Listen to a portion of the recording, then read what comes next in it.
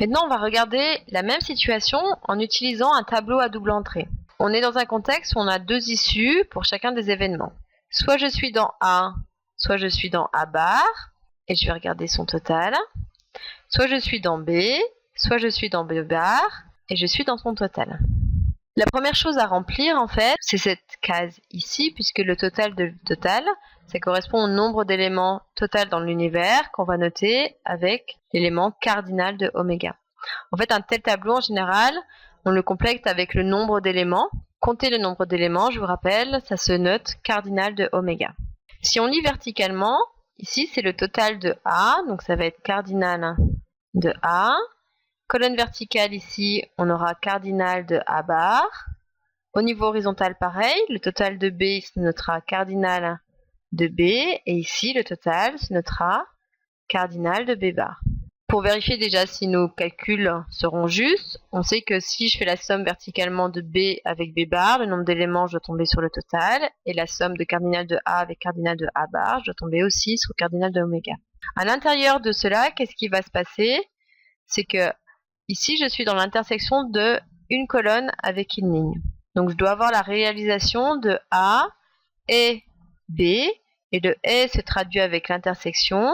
Donc ça correspondra au nombre d'éléments de cardinal de A inter B, puisque je rappelle, inter correspond au mot et. J'ai l'intersection de la colonne A avec la ligne B bar, donc on aura cardinal de A inter, qui correspond au et, B bar. Donc une première chose pour vérifier, c'est que lorsque je fais la somme de cardinal de A inter B avec cardinal de A inter B bar, je dois tomber sur cardinal de A. C'est logique, puisque pour réaliser A, soit je suis A avec B, soit je suis A avec B bar. Sur ce même principe, deuxième colonne, je vais avoir cardinal, donc c'est l'intersection de A bar et B, donc c'est A bar inter B, et ici c'est l'intersection de A bar et B bar, donc ce sera cardinal de A bar inter B bar. Si notre tableau est complètement juste, donc si je fais ma somme sur mes deux colonnes, ici je dois tomber sur le cardinal de A, ici sur le cardinal de A bar. Et si je fais la somme sur les lignes, ici la somme de ces deux éléments donnera cardinal de B, et la somme de ces deux éléments donnera cardinal de B bar. Pour comprendre maintenant comment vont marcher les probabilités conditionnelles, eh bien c'est assez simple, puisqu'on aura tous les chiffres et il n'y aura plus qu'un simple calcul à faire. Lorsqu'on va vouloir calculer la probabilité de B sachant A, c'est-à-dire que A il est réalisé. Si A il est réalisé, ça veut dire que je suis à l'intérieur de cette colonne ici. Donc, sachant que A est réalisé, je veux trouver la probabilité par rapport à l'événement B. Donc, par rapport à l'événement B, c'est-à-dire il est ici. Donc, c'est ce nombre-là par rapport à ce nombre-là, puisque c'est le nouvel univers. Je conditionne par le nouvel nombre d'éléments.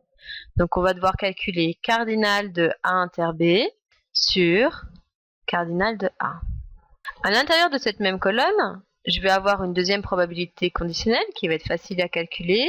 Ce sera la probabilité de B bar sachant A. Puisque cette fois-ci, B bar sachant A, donc c'est toujours sachant cette colonne ici, donc B bar se réalise, c'est-à-dire c'est ce nombre-là. Donc ça va faire cardinal de A inter B bar. Je conditionne par l'univers qui s'est réalisé, c'est-à-dire cardinal de A. Sur ce même principe, je peux faire avec A bar.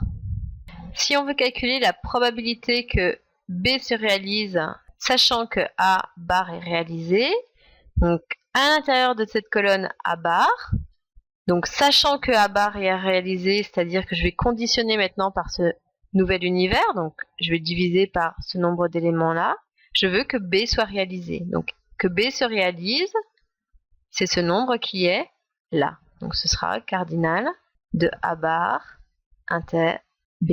Sur ce même principe, si je voudrais avoir la probabilité de B bar sachant A bar, donc c'est dans cette colonne, eh bien ce serait ce nombre d'éléments-là, donc cardinal de A bar inter B bar, divisé par cardinal de A bar. Je ne vais pas l'écrire, mais du coup c'est cette formule qui ressemble ici.